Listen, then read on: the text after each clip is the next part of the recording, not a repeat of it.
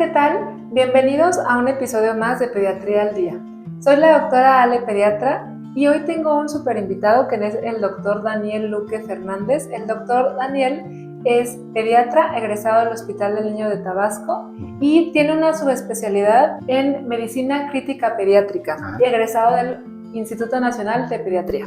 Doctor, muchas gracias por aceptar la invitación. No, muchas gracias a ti, Ale, por la invitación y pues a platicar. Excelente. ¿Por qué invité al doctor Daniel Luque para platicar de este tema que es golpes en la cabeza? Porque usted en toda la cuestión de su entrenamiento y ya siendo adscrito también, ha visto que estos golpes en la cabeza pueden ser muy graves, de tan graves, pues tenerlos como en tratamiento en la terapia intensiva pediátrica. Muy bien, doctor, pues a grandes rasgos, ¿cómo? Tenemos un término médico, no exclusivamente pediátrico, para los golpes en la cabeza, y platíquenos cuántos grados, cuál sería el más leve o cuál sería el grado más severo de estos golpes. Sí, principalmente nosotros, pues sabes que el niño se cae y puede haber diferentes tipos de lesiones, ¿no? Que sería el traumatismo craneoencefálico. Lo podemos clasificar en leve, moderado, severo, dependiendo de la sintomatología del mismo niño. Nosotros lo vamos a ir clasificando y también dependiendo del gabinete con el que nosotros nos apoyamos. Ya sea si el bebé dependiendo de la sintomatología que tenga, simplemente tomamos una radiografía, o dependiendo de la sintomatología y las escalas que nosotros vamos verificando, lo clasificamos en moderado o severo, hacemos otro tipo de imágenes, ¿no? Como la tomografía computada, la resonancia, etc. Pero esto ya principalmente lo vamos a ver a nivel hospitalario, ¿no? Yo creo que lo principal sería que nosotros como papás podamos detectar en qué momento tenemos que acudir al hospital, no considerar nada más el golpe como fue algo leve, ¿no? Sino tener muy en cuenta todos los signos de alarma, lo que puede pasar con nuestro hijo, para acudir al hospital y en su momento, dependiendo del grado o nivel que se le dé, va a ser el tratamiento que se le va a instalar. Justo está hablando de estos datos de alarma. ¿Cómo nosotros como papás o como cuidadores podemos identificar cuando un golpe es de una severidad tal que tengo que ir sí o sí a urgencias? Bueno, principalmente cuando los niños son menores de 2 años, pues es un factor de riesgo bastante importante. Algo que podemos ver en los bebés, por ejemplo, cualquier paciente pediátrico, llámese desde los 0 días a los 18 años, si tienen pérdida del conocimiento, ¿no? Cuando se pegan, tienen una pérdida del conocimiento, el mecanismo con el que se lesionaron.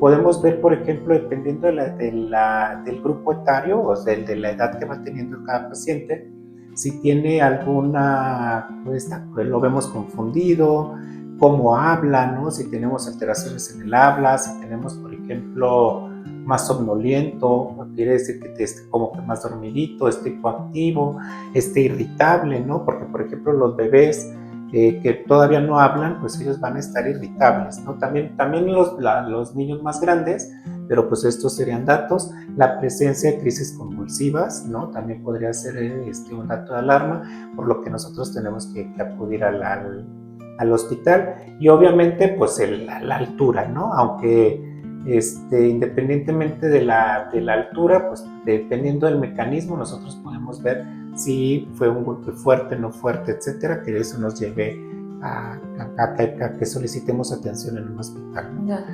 También podría agregarse el vómito, ¿no? En algunas ocasiones, ¿no? Que puede ser como que está hinchadito el cerebrito. Exacto, fíjate que ese es un dato muy importante que ahorita omití. La presencia de vómito, nosotros tenemos que acudir sí o sí a un hospital, ¿no? ¿Por qué? Porque eso, como bien dice, nos habla de que, por ejemplo, el cerebrito puede estar inflamadito o hinchado, ¿no? O puede haber un traumatismo craneoencefálico severo porque hubo alguna lesión a nivel vascular, llámese arteria o vena.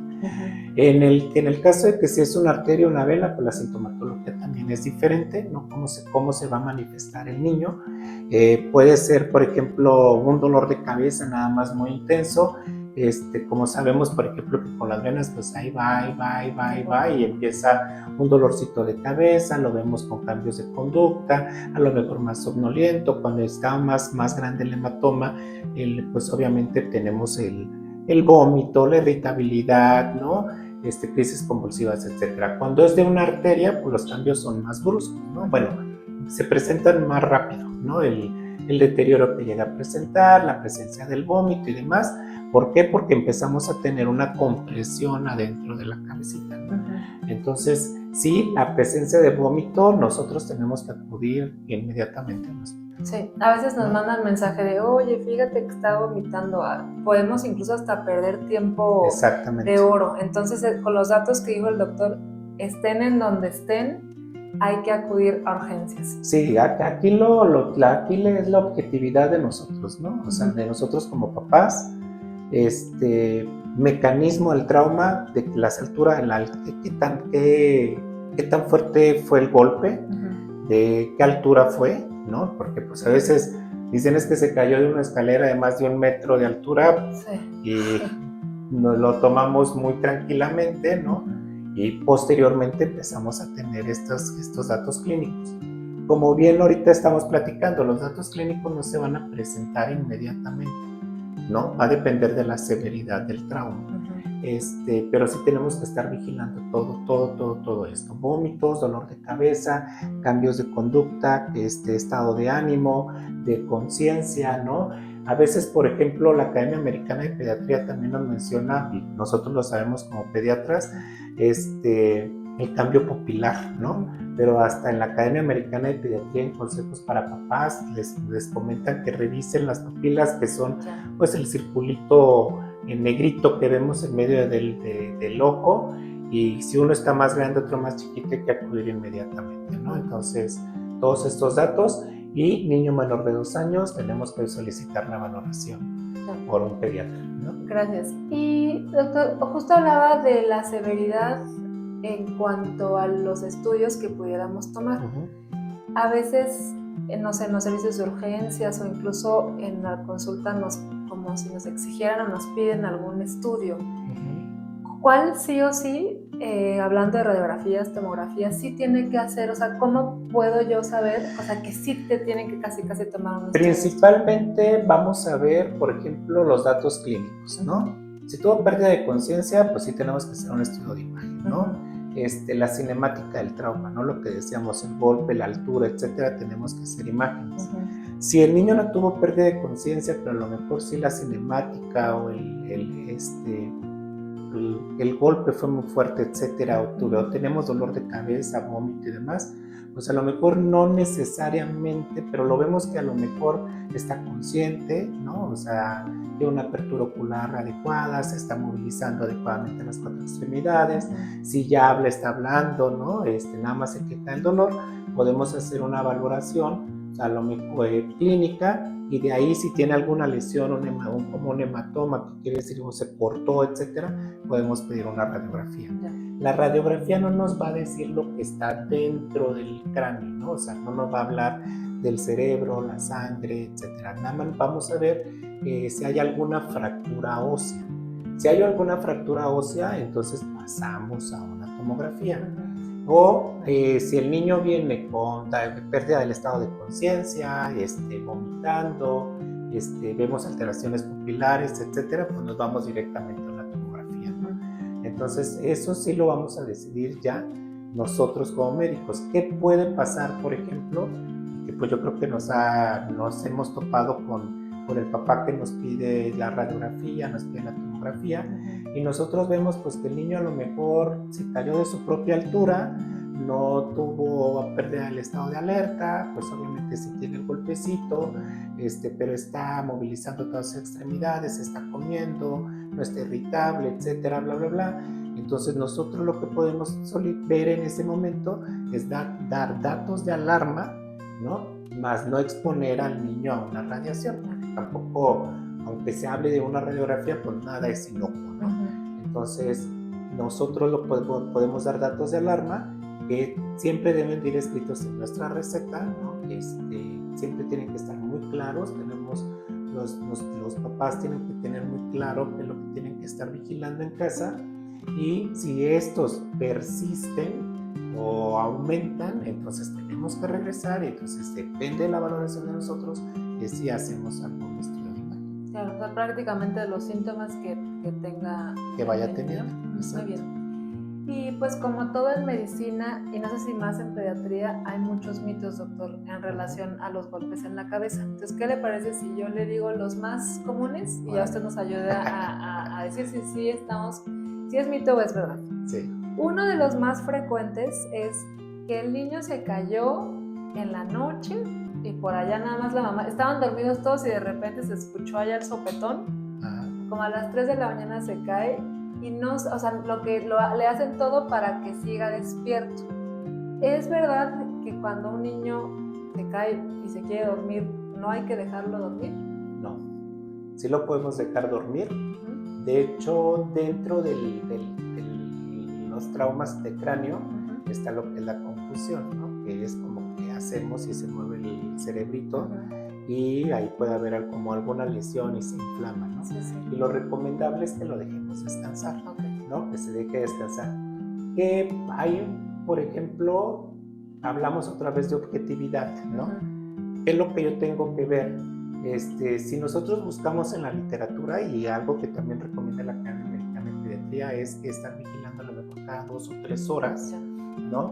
Si al momento de que yo le hablo al bebé o al niño, si yo lo muevo, etcétera, que él movilice las extremidades, que despierte consciente, ¿no? Y demás, ¿no? O sea, no es es un punto sí complejo, pero no significa no lo debo dejar dormir. Yo lo puedo dejar dormir porque como cualquier otra persona me golpeo, me duele, y me consuelo a lo mejor durmiendo. O ese es el ejemplo, ¿no? Que pasa en la noche. O sea, a mí me despiertan a las 3 de la mañana, seguramente quiero seguir durmiendo, ¿no? Entonces, sí, claro. Solamente vigilar eso. Muy bien. Otro mito frecuente es que si después de que se pega a un bebé, independientemente de donde sea, o del grado, va a convulsionar. Entonces están las mamás ahí como que asustadas. No, tampoco. O sea, hay algo que nosotros vemos en el traumatismo craneoencefálico. Ya ves que cuando son severos, está hasta la controversia si damos anticonvulsivos o no, porque hablamos de crisis convulsivas tempranas, crisis convulsivas tardías. No van de la mano, ¿no? O sea, puede ser, si yo no tengo factores de riesgo para convulsionar, pues probablemente no convulsione. Si es muy severo el trauma, si tengo una hemorragia, si tengo una inflamación muy severa, etcétera, pues muy probablemente tenga mayores probabilidades, ¿no?, de presentar un evento convulsivo, pero tiene que ver también mi factor, ¿no? También tiene que ver ese factor. Y bueno, ya platicábamos de las radiografías, ¿no? O sea, ¿todo niño que se pega, a todo niño le tenemos que hacer algún estudio de imagen? No, tampoco. Depende de la severidad cinemática, ¿no? Qué tan severo fue el trauma y los datos clínicos, ¿no? Pero eso lo vamos a decir nosotros como pediatras, siempre y cuando asegurando que los papás tengamos la responsabilidad de estar vigilando que no vaya progresando los datos clínicos. Okay, ¿no? Perfecto, muchas gracias. ¿Cómo podríamos prevenir este tipo de situaciones? Bueno, la prevención, ya ves que ahorita se está usando mucho lo del casco, ¿no? Están utilizando cascos y demás. El casco no los va a prevenir de los golpes. O sea, el casco sí va a tener una indicación, principalmente en pacientes con alguna patología de base, como los niños con hemofilia.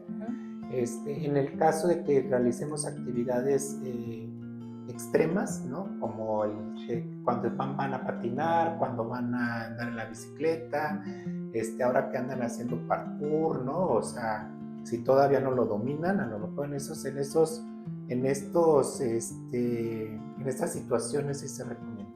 Principalmente deportes, ¿no? Que es cuando se recomienda, o el niño tiene una patología de base, que independientemente de la severidad del golpe, puede presentar una hemorragia interna, ¿no? Entonces, como para amortiguarlo.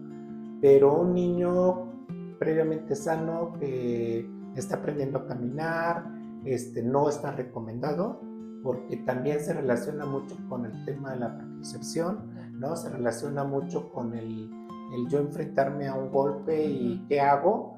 ¿No? Porque a lo mejor se pegan, no lo sienten y pues no pasó nada, y el día que lleguen a pegarse y si lo sientan, pues va a ser como que algo,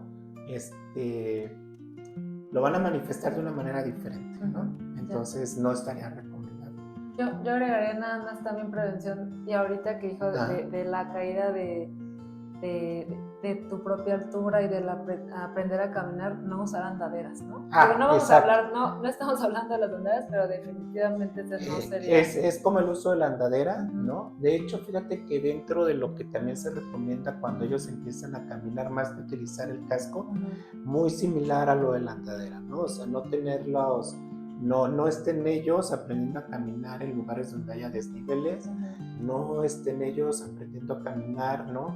En sitios donde pueden jalar objetos, ¿no? Manteles, etcétera y demás, que les pueda caer en la cabeza, o con muebles que tienen los cajones y que los utilizan como para escalar y demás, ¿no? Entonces, de esa manera tenemos que ir previniendo que lleguen a presentar un trauma. Muy bien. Pues, doctor, creo que seguramente nos tocó en nuestra formación atender a niños muy grandes, bueno, porque el doctor fue mi maestro. Soy de jovenazo, pero fue mi maestro.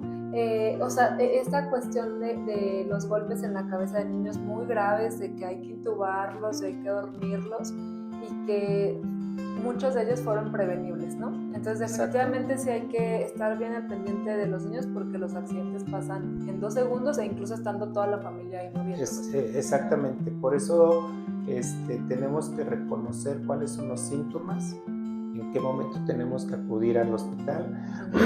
Yo siempre le digo a los papás de mis pacientes, más vale una ida de más que una ida de menos, ¿no? Entonces, porque a veces dicen, es que luego se enojan, pues ni modo, o sea, no debemos enojarnos, es nuestro trabajo, y lo principal es que no podemos nosotros, como pediatras, por ejemplo, lo que tú comentas, ¿no? De que te manden a las 3 de la mañana el mensajito de ¿cómo ve? ¿Lo llevo o no lo llevo? ¿No? Sí. No puede ser por un mensaje, tenemos que acudir a un hospital, a un área de urgencias, y principalmente, por ejemplo, ahorita hablamos de una caída de la cama, pero si es una caída de la cama de una litera y desconozco la severidad y está hipoactivo, está muy irritable, empieza a vomitar, sí o sí tengo que ir, ¿no? No me tengo que esperar a que me conteste la doctora Ale o que si son conmigo, que les conteste yo.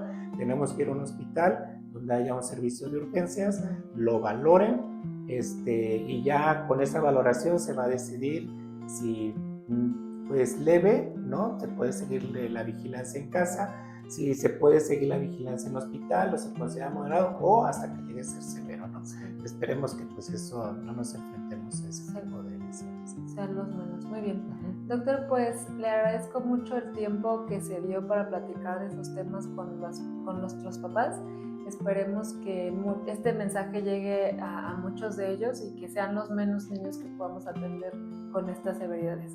Le agradezco su tiempo y espero que no sea la última vez que nos vea por acá. No, cuando me invites. Perfecto. Y bueno, si alguien quiere atenderse con el doctor Luque, él está aquí en el Hospital Moscati, en el piso 14.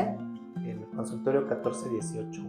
Muy bien, entonces aquí estaremos, de todos modos, en la descripción les vamos a dejar los datos. Muchas gracias, doctor. No, gracias a ti, Ale. Nos vemos en el próximo episodio. Bye. Hasta luego.